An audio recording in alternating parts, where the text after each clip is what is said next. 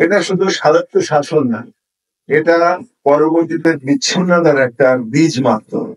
এবং এই বীজকে প্রথমে আমাদের মনে রাখতে হবে যে আমাদের অঙ্কুরেই বিনষ্ট করতে হবে, এটা বড় কোনোভাবেই না হতে পারে। এটা সম্বন্ধে কথা বলার জন্য আমি প্রথম বলতে চাই, আমরা দুই ধরনের অ্যাকশন প্ল্যানে যেতে পারি। এটা ইমিডিয়েট অ্যাকশন প্ল্যান। এটা আমাদের সবসময় জীবিত রাখতে হবে যে সে একটা অন্যায় দাবি করছে, এবং সবসময় সরকারের কাছে এটা উদ্ধৃত করতে হবে, কনসার্ন এজেন্সির কাছে তুলে ধরতে হবে যেন এই ধরনের আবদারকে কেউ যেন জায়গা না দেয়, কোনোভাবে কোনো সরকারি সংস্থায় যাতে জায়গা নেই। আর পরবর্তীতে যে কাজগুলো আছে সেটা আমরা অনেকেই কথাবার্তা বলেছি।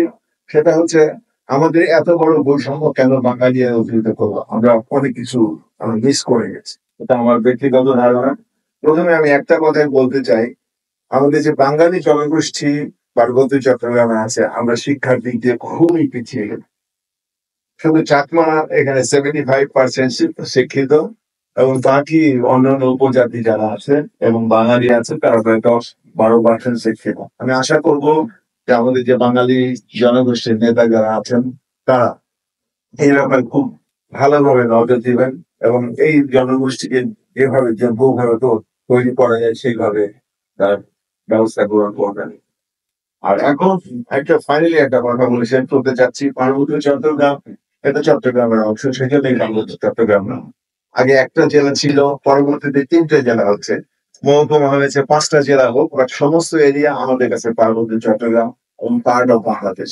একটা দেশের স্বাধীনতা সার্বভৌমত্ব আঞ্চলিক অখণ্ডতার উপর নির্ভর করে, সেই জন্য আমরা এই ধরনের দাবি কোনোভাবে মেনে নেব না, এবং এটা সম্বন্ধে আমাদের সবসময় সরকার থাকতে হবে, এটা জিয়ে রাখতে হবে আমাদের দাবিটা, এটা আপনারা সবসময় মনে রাখবেন। আচ্ছা, এখন কেন এই প্রবলেম? এই প্রবলেম 47 থেকে শুরু।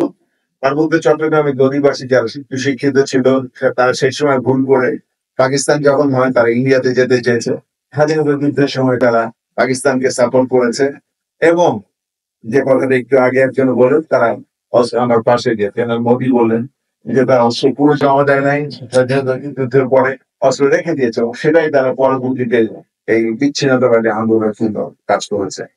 আচ্ছা, এখানে শুধু এই জিনিসটা আমাদের জিওগ্রাফির ভিতরেই সংযুক্ত না, এটা আমাদের মনে রাখতে হবে জিও পলিটিক্যালি এটা অনেক বড় বিষয়। আমার ভারত তো ছিলই, কিন্তু একটা নতুন একটা ভীতি আমার মনের ভিতরে আসছে, ইসরায়েলও চলে আসছে এর ভিতরে। এখন আপনারা নিশ্চয়ই জানেন, আমার সামনে যারা আছে সবাই বিজ্ঞ, অনেকেই আমার সব বেশিরভাগই আমার থেকে বেশি বিজ্ঞ।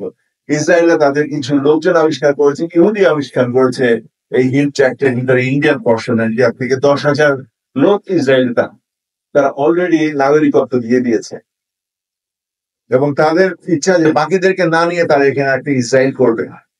এখানে আপনাদের সবসময় মনে রাখতে হবে, মুসলমান নিধন একটা বা মুসলমানের এগেনস্টে যুদ্ধ করা ইসরায়েল, ইন্ডিয়া বা মায়ানমারের বুদ্ধিস্টদের একটা বড় বড় উদ্দেশ্য, এবং সেই হিসেবে আমাদের সতর্ক থাকতে হবে। আমাদের সবশেষে আমি বলতে চাই, আমাদের সবসময় মনে রাখতে হবে যে এই সিচুয়েশন যেন আমাদের হাত থেকে চলে না যায়।